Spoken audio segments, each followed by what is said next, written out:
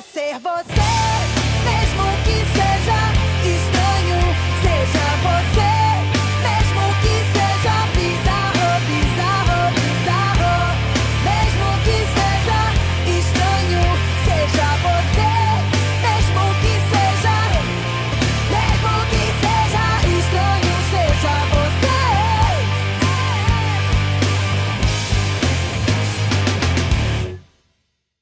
Estamos voltando para o segundo bloco. Se você nos acompanhou no primeiro, sabe que nós estamos falando sobre pré-adolescência com a Vânia, psicóloga. Se você não nos acompanhou, corre lá porque está imperdível. Terminamos o bloco, gente, paramos para a comemoração, porque hoje é aniversário da Grazi. Então, fizemos uma pequena comemoração, já nos descontraímos, né?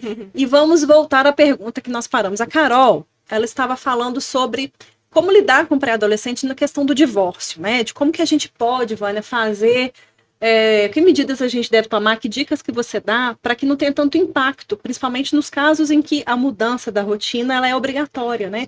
Que obrigatoriamente faz com que você mude de casa, de cidade e tudo mais. O que você tem para falar para gente? Quando a gente pensa na questão do divórcio, de casais com filhos, tem uma coisa que eu digo sempre assim, o óbvio tem que ser dito. Então eu vou dizer uma coisa muito óbvia, mas que eu acho que precisa lembrar 1 milhão de vezes. A conjugalidade termina, a parentalidade nunca. Nossa, isso precisa virar um quadro, né? Então, assim, é óbvio, mas assim, quantas pessoas realmente vivem isso ao pé da letra? Né? Olha, o que acabou foi o meu casamento. Continuo sendo pai. Não acabou o meu papel de pai, o meu papel de mãe. Né? Essa criança, esse pré-adolescente, adolescente, ele precisa mais do que nunca ser apoiado. Né? Porque é uma ruptura não só com características físicas, materiais, ambientais, é uma ruptura emocional. Né? É uma ruptura da família. Tem uma coisa da identidade dele aí que é tocada no momento da separação. Né? Então, acho que essa clareza que a gente precisa ter nessa conversa que a gente falava agora há pouco, e também a questão do respeito, da consideração ao sentimento dessa criança e adolescente. Né? O tanto que, às vezes, se a gente tem um filho pequeno, a gente acha que ele não percebe, que ele não está se apoderando do que está acontecendo. Se o filho já está adolescente com os amigos, o fato dele estar pouco vinculado à família, a gente acha que para ele está tudo bem. Mas a gente para conversar, para perguntar, para sentar numa mesa. Né? E o quão saudável e maduro é quando os pais conseguem manter entre si uma relação respeitosa, até pelos filhos. Né? Então, se os pais soubessem o quão benéfico é para a criança manter uma relação respeitosa entre si, o quanto que estrutura a cabecinha da criança, talvez mudassem algumas coisas, né? Porque a cisão do casamento não significa que a criança vai virar ali uma moeda de troca, né? A criança vai virar um ponto de barganha, a criança está ali no meio dividida, ou é um ou é o outro, a criança tem que se posicionar. Então, isso é muito cruel. Né? A criança não tem que escolher, né, entre pai e mãe. A criança não tem que fazer esse tipo de escolha ou posicionamento. São os pais adultos que decidiram que o casamento não dá certo. Né? E tudo bem. Então, a conversa franca, a mudança da rotina, ela pode ou não acontecer, dependendo das circunstâncias em que esse divórcio acontece. Né? Mas eu penso que quanto mais drástica a mudança, mais apoio emocional essa criança precisa. Mais escuta ela precisa, mais presença ela precisa. E ela vai precisar de um tempo de qualidade com ambos os pais. Né? Hoje a gente vê muitos casais de segunda união que refazem as suas vidas, mas assim, o quanto que para o bom exercício da parentalidade, da maternidade, esse filho precisa continuar se sentindo filho dessa mãe, filho desse pai. Né? Ter um tempo de qualidade com um, ter um tempo de qualidade com o outro. Né? E sentir que ele não perdeu. Esse seria o fundamental dos divórcios, gente. Que os filhos sentissem que eles não perderam. Né? Ele continua tendo um pai e uma mãe presentes, né? Emocionalmente disponíveis para ele. O que acontece é que muitas vezes com a ruptura, com a separação do casamento, a rotina distancia muito às vezes um dos cônjuges. Na maior parte das vezes o pai na nossa sociedade, né? Porque geralmente, majoritariamente os filhos estão com a mãe, às vezes o pai está muito distante. E aí a gente não pensa muitas vezes no que isso causa na criança e no adolescente. Que está ali, sim, se vinculando aos amigos, buscando outros interesses, mas que também tem as suas necessidades. Né? Enquanto pais, eu penso que a gente precisaria ter em mente que nós precisamos construir a vida toda com os filhos pontes e não muros. Né? O que é uma ponte? Quando a gente constrói uma ponte, nem sempre a gente está do mesmo lado. Né? Então, por exemplo, o casal que se separa, às vezes eles não estão ali do ladinho o tempo todo, todos os dias, como eles estavam. Mas quando eu tenho uma ponte, eu tenho um acesso aberto a todo momento. Eu posso ir, meu filho pode vir. Se ele precisar me ligar, se ele quiser vir aqui em casa, se ele quiser fazer alguma coisa comigo, eu deixo um acesso aberto. O problema é quando a gente cria um muro, né? Tem um obstáculo, tem uma dificuldade, tem um impedimento, tem alguma coisa ali que impede o acesso dessa criança ao pai e à mãe como ela tinha antes. E aí vem o sofrimento, né? E aí o sofrimento acontece. Então, como a gente falava, a questão não é o divórcio ou a separação, mas é o manejo dos adultos diante dessa situação, que pode ser para a criança mais facilitada ou não. E essa questão de construir muro e ponte vai muito além do divórcio. Muito além. Pensando, refletindo aqui com o que você está falando, a questão do conflito que nós temos, que começa na pré-adolescência e ele se intensifica muito na adolescência. Quando a Carol fala muito, e foi ela que me ajudou a quebrar essa questão de ovelha negra da família, né? É algo que a gente já conversava muito, há mais de ano atrás, não foi, Carol? Dessa questão da criança que virou adolescente, que começa a se determinar enquanto adulto, né, ter a sua personalidade, as suas crenças e define seus caminhos, e naquele momento ele define algo que não é o que eu esperava para a vida dele. E ele tem comportamentos que eu menosprezo, ou comportamentos que eu não concordo, e aí nesse momento a gente começa a criar muros, né, começa a construir muros. E a importância disso como quebra de expectativas, né? E pensar assim, gente, filho não é troféu, né? Filho não é troféu pra gente exibir, né? Ah, o meu filho tem a maior nota da escola, o meu filho é muito bom em tal esporte, o meu filho não sei o quê, não sei o quê. Filho não é troféu. Então, ele não vem pra gente exibir, né, as qualidades, as características. E quando ele começa a se definir como ele próprio, nós deveríamos vibrar com isso, né? Vibrar com a autenticidade dessa criança, esse adolescente que está ali se definindo, que está fazendo escolhas, que está tomando posicionamentos, que está descobrindo o que ele gosta, o que ele não gosta, o que é o estilo dele, o que não é o estilo dele. Então, dar a esse adolescente a segurança para que ele consiga se perceber, para que ele consiga se descobrir. Porque a adolescência é o momento da individuação, né? É aquele momento em que realmente ele precisa se separar do pai e da mãe para ser ele mesmo, né? Tomar essa distância, ele se joga para o mundo, né? O que acontece é assim, a gente pode pensar em 3 grandes ciclos, né? Na infância, a criança precisa receber. E aí vamos pensar em receber tudo que você acredita que uma criança precisa, né? E aí eu estou falando de receber afeto, educação, formação da consciência, tudo que uma criança precisa, né? Então, na infância, ela está recebendo. Quando ela vai para a adolescência, ela começa a compartilhar. Então, ela compartilha aquilo que ela recebeu. Ela começa a trocar com seus pares, ela começa a se relacionar, para que na vida adulta ela se torne a pessoa capaz de doar para os próprios filhos, inclusive, né? Então, a gente teria ali 3 ciclos que, se vividos de uma forma efetiva, produziriam um adulto saudável. O que acontece é quando essa criança não recebe, né? Ou então, você tocou num ponto muito interessante. Tem essa questão também da superproteção, mas eu ia entrar em uma outra questão. Às vezes acontece, nossa, meu filho agora chegou na adolescência, ele se transformou, ele é uma outra pessoa. Dormiu um anjo, acordou um demônio. Tipo assim, só que é exatamente isso que você tá falando, é porque na adolescência ele vai pôr pra ele fora... vai manifestar tudo aquilo que ele... Infância, Exatamente. Sim. E aí, isso na infância, ele escutou xingamento, julgamento, ele apanhou demais. Na adolescência, ele vai ter o quê? Para compartilhar. Né? Então, vamos pensar que a OMS fala que os grandes problemas do adulto encontram as suas causas nos 10 primeiros anos de vida. Né? Gente, as principais crenças do ser humano são formadas até 5, 6 anos de idade. Então, o que acontece? A gente chama a adolescência de um segundo desenvolvimento, uma onda de desenvolvimento, né? Para alguns é um segundo nascimento. Então, a gente está trazendo aqui os desafios da adolescência, mas eu quero trazer um olhar para a oportunidade que a adolescência traz aos pais, para a possibilidade que a adolescência traz aos pais. Então, vamos imaginar que na adolescência, esses pais agora, mais maduros, mais conscientes, eles perceberam que falharam na infância. Né? Até porque eles estavam aprendendo a ser pais. Né? Eles estão aprendendo, eles estão ali. Agora eles estão percebendo coisas que eles não perceberam na infância da criança. Porque não eram preparados, porque tiveram filhos jovens, enfim, por uma infinidade de razões. Então, na adolescência, muitas vezes, esse pré-adolescente, ele pode, entre aspas, denunciar aquilo que não foi bem construído com seu comportamento. Né?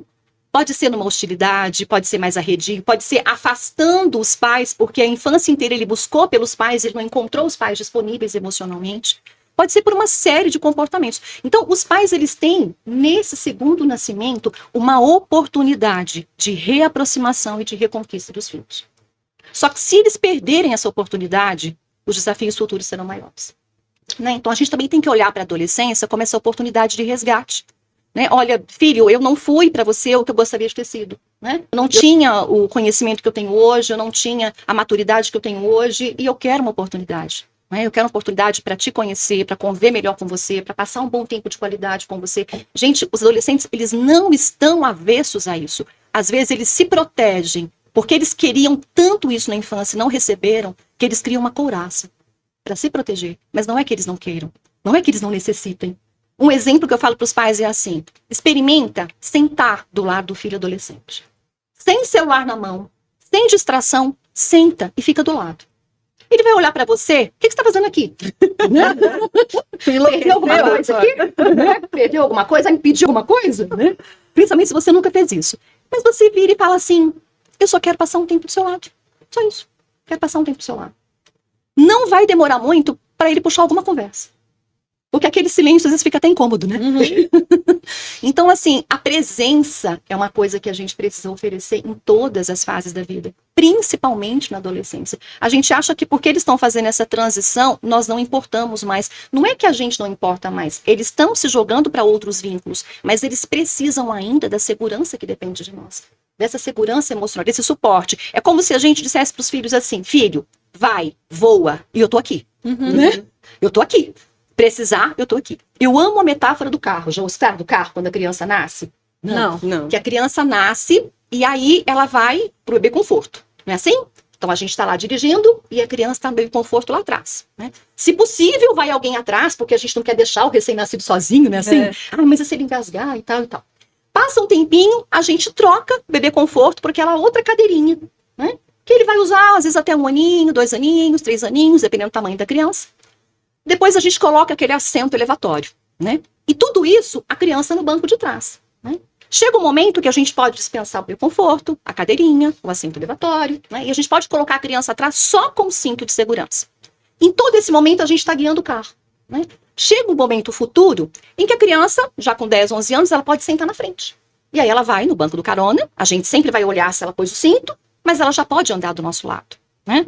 Com 18 anos, ele pode tirar a habilitação. E aí, tirando a habilitação, ele pode guiar o carro. E aí, a gente, o que faz como pai e como mãe? A gente senta do lado para que ele ganhe confiança. Não é assim? Sim. Vai guiar comigo, eu vou te ajudar. A hora que a gente sentir confiança, a gente deixa ele guiar, né? Ele guia e a gente tá ali no carona.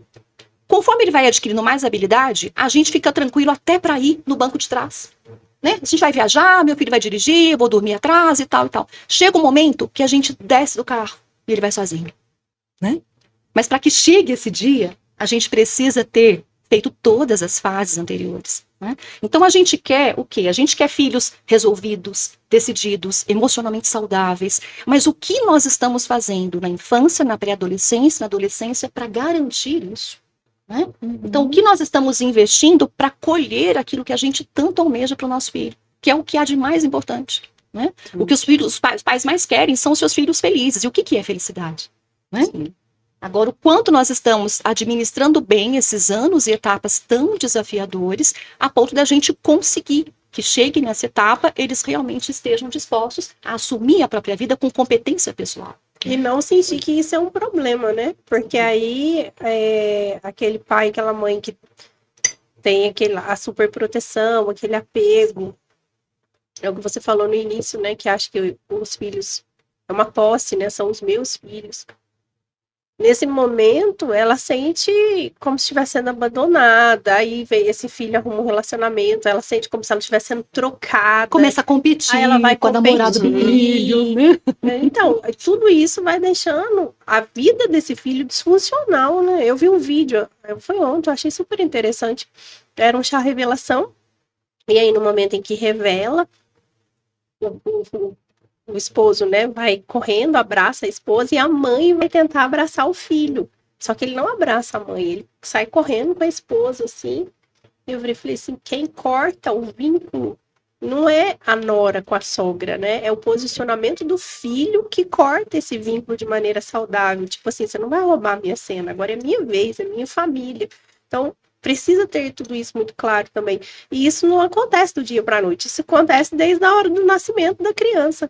Justamente com essa mentalidade, né? Eu falo todos os dias, meu filho, minha vida.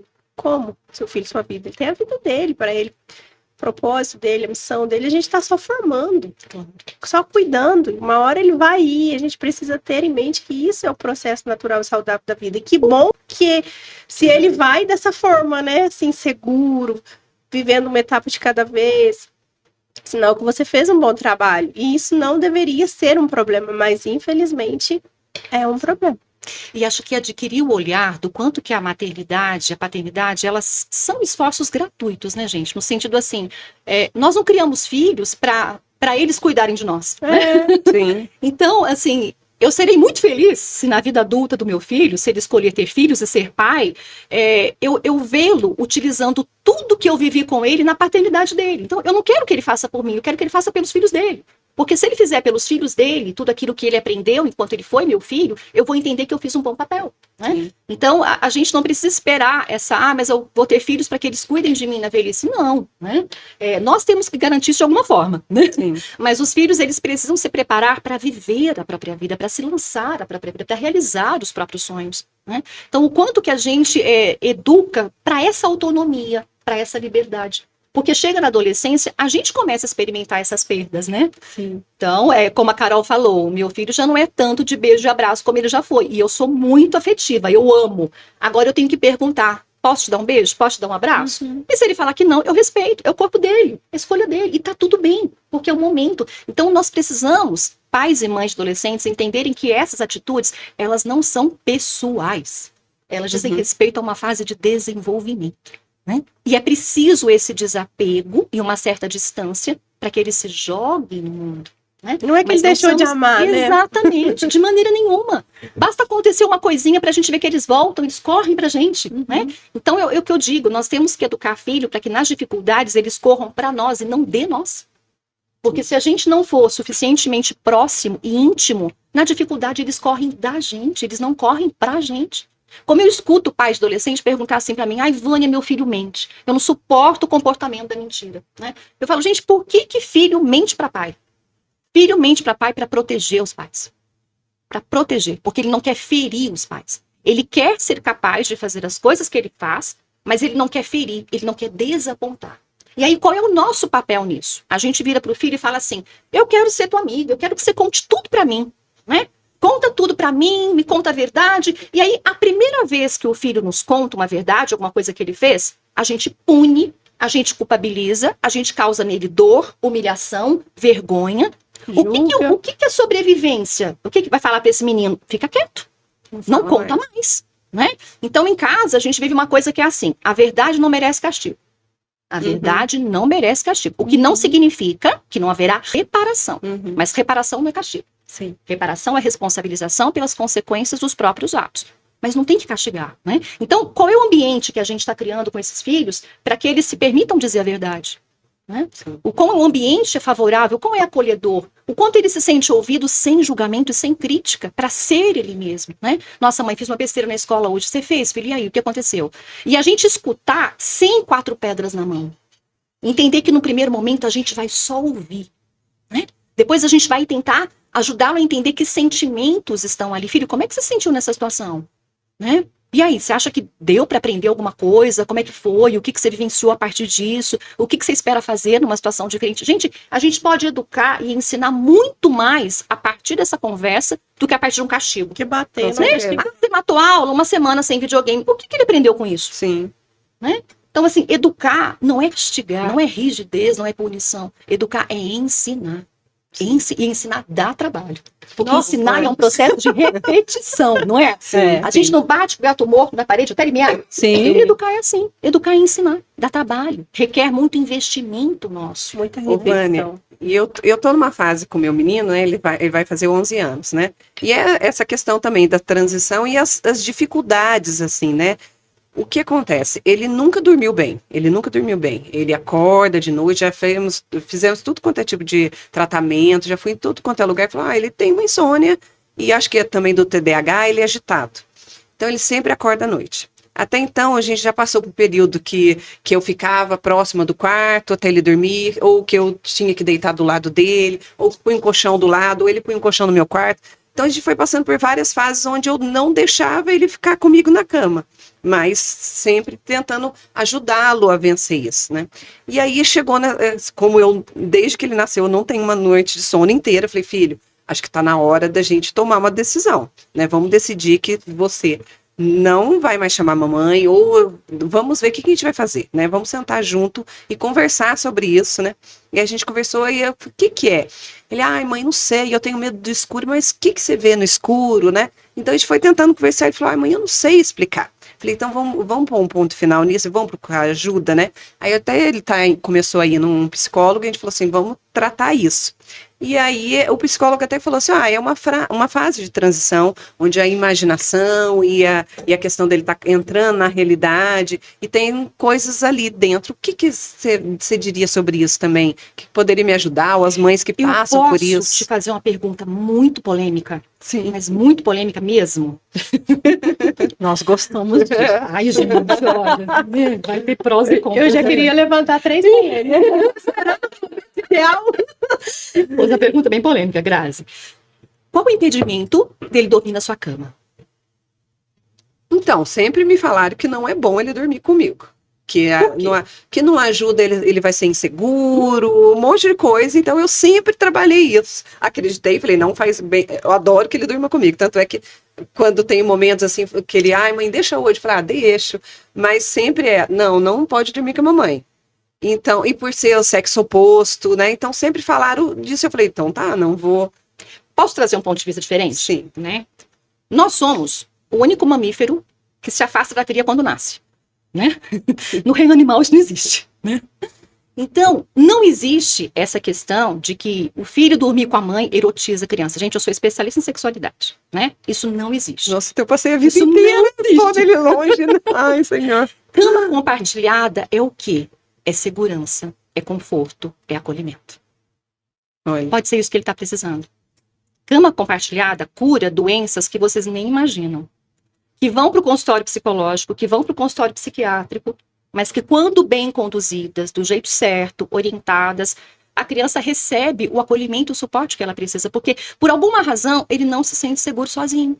Né? Sim. Agora, quando ele vai para tua cama, ele dorme. Ele Dorme. relaxa, ele descansa. Mexe, Então, mas ele dorme, está né? encontrando lá alguma coisa que ele não está encontrando no quarto dele. Então, a gente tem uma ideia muito errada. A gente acha que nós precisamos enrijecer a educação dos nossos filhos para eles se tornarem fortes. Mentira. Nós precisamos dar segurança emocional para eles se tornarem fortes e resilientes. Um exemplo que eu amo dar. Como é que chama seu filho? Vitor. Do Vitor. Vamos imaginar que o Vitor vai atravessar um deserto, né? Porque ele vai atravessar um deserto e vai ficar sem água, né? Escassez de água. Você vai deixar o Vitor sem água para ele se acostumar, ou você vai abastecer o Vitor da máxima quantidade de água que você puder, porque ele vai atravessar um deserto.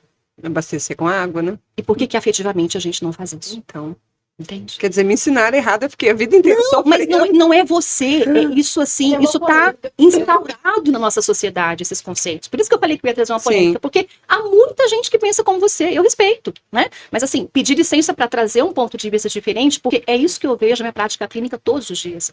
A criança que ela é acolhida, apoiada, amparada, ela cresce forte, emocionalmente, segura, né? A autoestima dela, entende? Ela se sente amada, protegida, amparada, aceita, pertencente, que é tudo como a criança decodifica amor, né? Então, é importante pensar sobre isso, porque às vezes esse esclarecimento ele pode abrir uma possibilidade, né? Só que nós temos uma sociedade muito castradora, né? Uma sociedade que acha que a criança tem que sofrer para aprender, que tem que punir. Por quê? Porque é uma sociedade de adultos que foram punidos e sofreram.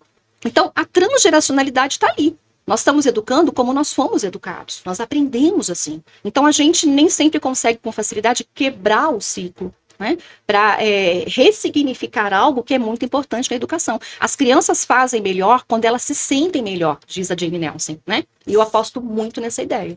E tem uma questão, né, Vânia, que é bom a gente lembrar. Nós somos uma geração de pais que passou por grandes mudanças. Muitas. Então, a primeira grande mudança é no tamanho das nossas famílias. Então, a avó que vem falar, e a bisavó, enfim, que vem falar, não deixa eu dormir na sua cama, ela vem de uma família de 12, que a mãe não podia deixar dormir na cama. E como que ela fazia para não deixar dormir na cama? Ela Não deixava precisava nenhum. E ela precisava criar uma história que fizesse sentido para que ninguém pudesse dormir na cama, né? Então, nós temos uma geração totalmente diferente hoje. Nós temos 1, 2, 3 filhos, não 12. Mas ali do ladinho, tinha 12, 10, 8, não é? É muito... E fora a questão da tecnologia, que muda muito. A gente passa a ter bastante conhecimento. Esse conhecimento que você está transmitindo aqui é graças à tecnologia. Quem está em casa nos ouvindo é por conta da tecnologia. Está acessando a gente por onde? Pela internet, pela TV. E como que ia demorar há 20, 30 anos atrás para que essa informação chegasse até as pessoas, né? Então, nós precisamos buscar esse tipo de conhecimento e entender também a diferença. Para os nossos filhos vai ser mais leve do que para nós, imagino. Sim. Eu dou um exemplo, meu filho está com 9, quase 10. Recentemente, há uns meses atrás, ele falou assim, mãe, posso passar uma temporada no seu quarto? Eu falei, pode. Foi ótimo. Porque eu sabia que não era uma noite só. Pode, né? Então, gente, essa coisa fluida, por quê? Porque é amor, porque é acolhimento. Né? A Antonella dorme comigo até hoje. E assim, tem a questão da gestação, né? A diferença, o meu estado emocional entre uma gestação e outro foi diferente. A personalidade de cada um é diferente, mas eu percebo que a Antonella ela é muito mais segura de si, muito mais decidida desde que nasceu. Ela com 8 meses, ela tinha a opinião dela do que o João. E ela dorme comigo até hoje, ela tá com 6 anos, sempre dormiu comigo.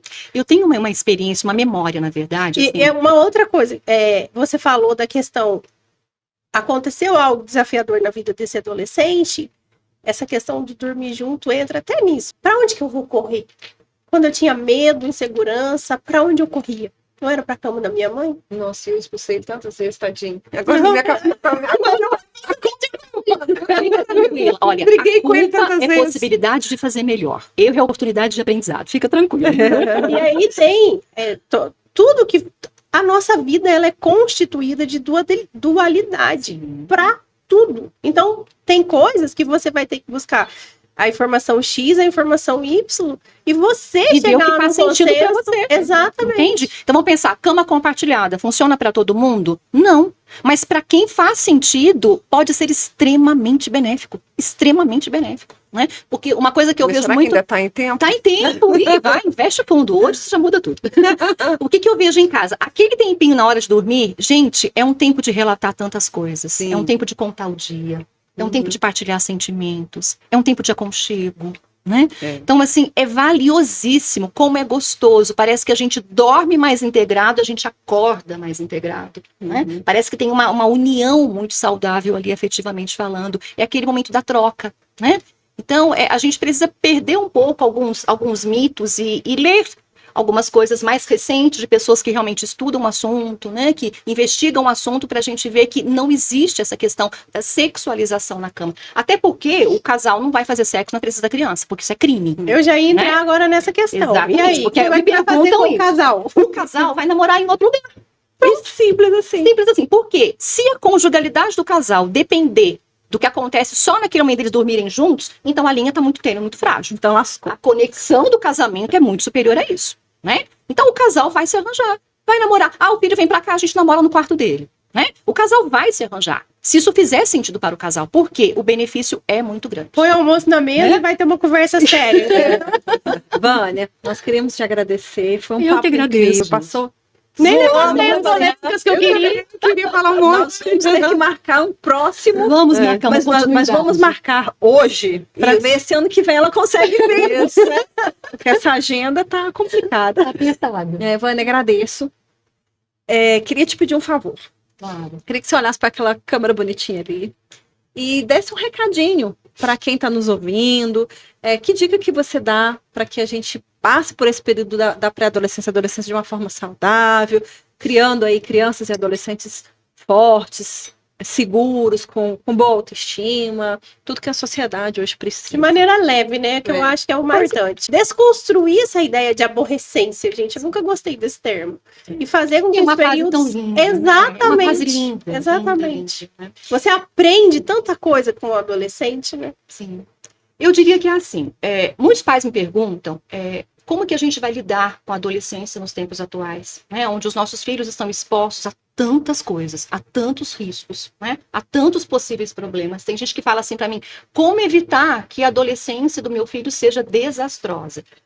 Não existe receita de bolo, mas se eu pudesse deixar uma sugestão para todo mundo que está nos ouvindo, que vai nos ouvir, né, futuramente, eu diria que se existe uma coisa que pode fazer com que os nossos filhos corram menos riscos de ter uma vida desastrosa, é a nossa conexão com eles.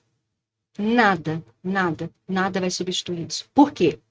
Estatisticamente falando, filhos que são mais conectados aos pais, filhos que são emocionalmente mais vinculados aos pais, que têm uma relação mais saudável com os pais, estatisticamente falando, eles incorrem muito menos em grandes problemas, em grandes complicações, em grandes desastres. Então, a solução ela está ao nosso alcance, né? Ela é possível. Eu diria para os pais que a gente tem que diminuir um pouco a vida digital e aumentar a vida analógica.